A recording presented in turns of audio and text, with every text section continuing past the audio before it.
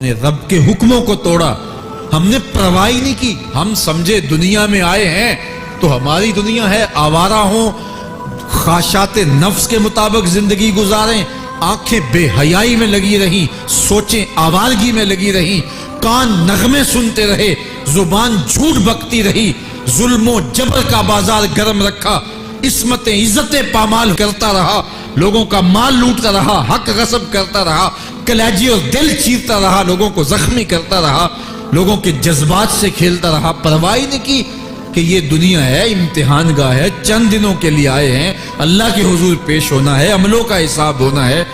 اب جب وہ دیکھیں گے کہ ہمارے ساتھ کیا ہونے والا ہے تو ان کے چہرے پہلے بگڑ جائیں گے۔ کیوں؟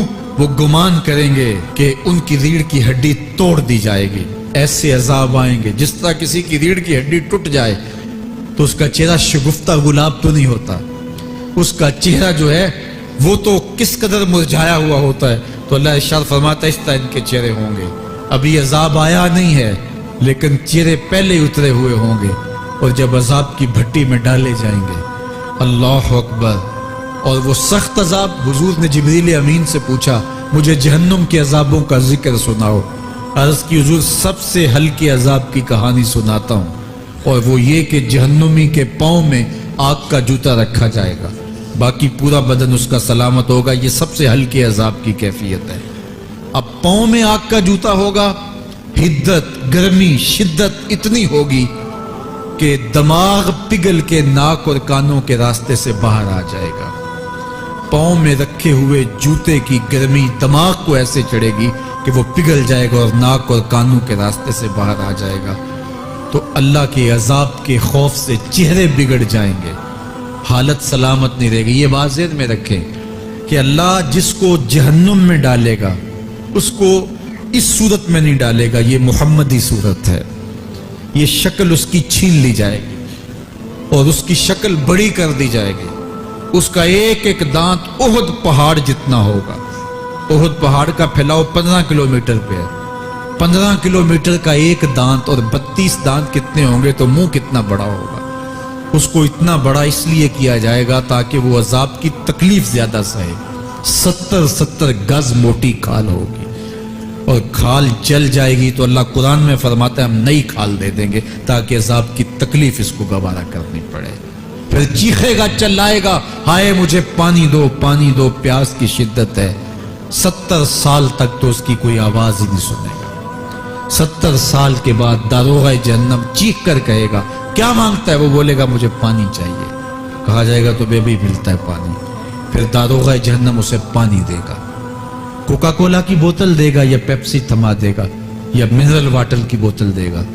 نہیں، قرآن بتاتا ہے اسے مائے حمیم دیا جائے گا، کھولتا ہوا پانی، اور وہ اتنا گرم ہوگا جب پینے کے لیے چہرے کے قریب کرے گا اس سے اٹھتی ہوئی بھاپ کی وجہ سے چہرے کی کھال ادڑ کے اس کے اندر گر پڑے گی، لیکن اس کے باوجود اس کو پینا پڑے گا۔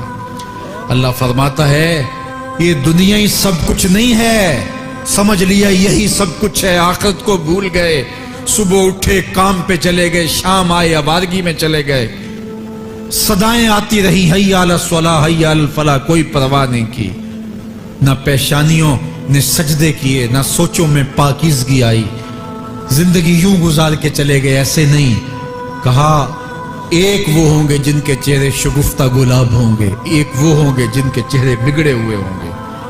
اللہ اکبر، کلا اذا بلغت التراقی، یہ تو قیامت کا منظر ہے نا، قیامت سے قبل بھی ایک منظر ہے، اللہ اس منظر کو بھی بیان کر رہا ہے۔ کلا اذا بلغت التراقی، ہاں جب جان گلے کو پہنچ جائے گی، اے انسان تیرے اوپر وہ گھڑی بھی آنے والی ہے، وہ وقت بھی آنے والا ہے جب سانس اس ہنسلی میں اٹک جائے گا، جب سینے سے بھی سانس اوپر چلی گئی، اب ڈاکٹر بھی لا علاج قرار دے رہے ہیں کہ اب علاج نہیں رہا ہے، جان بس اب نکلنا چاہ رہی ہے، اور کہا جائے گا کوئی جھاڑ پھونک والا بلاؤ۔ اب ڈاکٹروں نے تو جواب دے دیا، اب سانس اٹک گئی گلے میں، چند لمحوں کی مہمان ہے۔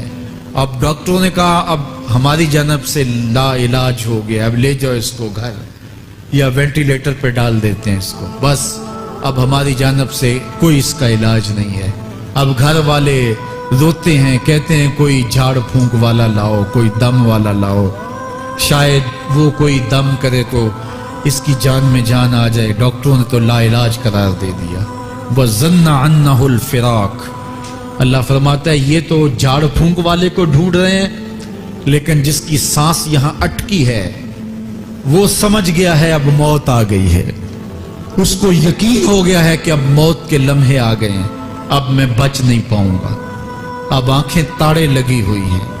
وَالْتَفَّتِ السَّاقُ بِالسَّاقِ. پنڈلی پہ پنڈلی چڑھ رہی ہے. جب موت آ جاتی ہے تو پھر پنڈلی سے پنڈلی لپٹ جاتی ہے, اس کو پھر جدا کرتے ہیں اور جدا کر کے دونوں انگوٹھے باندھ دیتے ہیں تاکہ پنڈلی کے اوپر پنڈلی نہ چڑھے. اللہ وہ منظر بیان کرتا ہے, صاحب یہ وقت آنے والا ہے جب دونوں انگوٹھے باندھ دیے جائیں گے, جب ناک میں روئی ٹھونس دی جائے گی, جب چٹے لباس میں کفن دیا جائے گا, جب غسال کے سامنے بے بس پڑے ہوں گے, وہ چاہے یہ بازو اٹھائے چاہے یہ بازو اٹھائے, گرم پانی ڈالے یا سرد پانی ڈالے, جب بس پڑے ہوئے ہوں گے جو ہے وہ غسل دینے والوں کے, اور ناک میں روئی ہوگی اور دونوں انگوٹھے آپس میں بندھے ہوں گے. یہ محل, یہ ماڑی, یہ کوٹھیاں, یہ بنگلے جس کو سویر شام لگ کے حلال حرام کی تمیز کیے بغیر بنایا تھا, غوث اعظم رضی اللہ تعالیٰ عنہ بولے مکان بنا رہا ہے, بسیں گے اور حساب تو جا کے دے گا. اور یہ تو ایک رات بھی تجھے اس گھر کے اندر نہیں رکھیں گے کہ چلو ایک رات مہمان رکھ لیں. کہتے ہیں نہیں نہیں, مہمانوں نے بھی جانا ہے تو جلدی کرو, اس کو سپرد کراؤ. وہ تو تیرا لباس بھی پھاڑ کے اتاریں گے, خود غسل دینے کے لیے تیار بھی نہیں ہے. تجھ سے خوف آنے لگا ہے, جاندی واری ڈرونا بنے ہوتے, ہاتھ نہ لاندے ڈر دے, جنہ لئی تو پاپ کمائے اج کتھے نہیں تیرے کر دے. آج تو وہ تیرے ساتھ تجھے غسل دینے کے لیے آمادہ نہیں ہے. وَالْتَفَّتِ السَّاقُ بِالسَّاقِ. جب پنڈلی پہ پنڈلی چڑھنے لگ جائے گی, إِلَىٰ رَبِّكَ يَوْمَئِذٍ الْمَسَاقُ. اس دن تیرے رب کی طرف ہی لوٹ کے جانا ہے. فَلَا صَدَّقَ وَلَا صَلَّىٰ. اس نے نہ تو سچ مانا اور نہ نماز پڑھی. وَلَٰكِنْ كَذَّبَ وَتَوَلَّىٰ. ہاں جھٹلایا اور منہ پھیر کے چل پڑا. ثُمَّ ذَهَبَ إِلَىٰ أَهْلِهِ يَتَمَطَّىٰ. پھر اپنے گھر کو اکڑتا ہوا چلا. اولا لک فاولا ثم اولا لک فاولا. تیری خرابی آ پہنچی, ہاں تیری خرابی آ پہنچی. ایحسب الانسان ان یترک سدی. انسان دنیا میں یہ گمان کرتا ہے اس کو سدا چھوڑ دیا جائے گا. سدا عربی میں ایسے اونٹ کو کہتے ہیں جس کی مہار کسی کے ہاتھ میں نہ ہو. شترے بے مہار, جہاں مرضی جس گھاٹ سے چاہے پانی پیے, جہاں سے مرضی چارہ لے, تو شترے بے مہار کو کہتے ہیں سدا. تو یہ انسان بھی گمان کرتا ہے کہ میں بھی سدا ہوں, مجھے کوئی کیوں پوچھے, میرے جذبات پہ کوئی کیوں قدغن لگائے, مجھے کیوں روکے کوئی.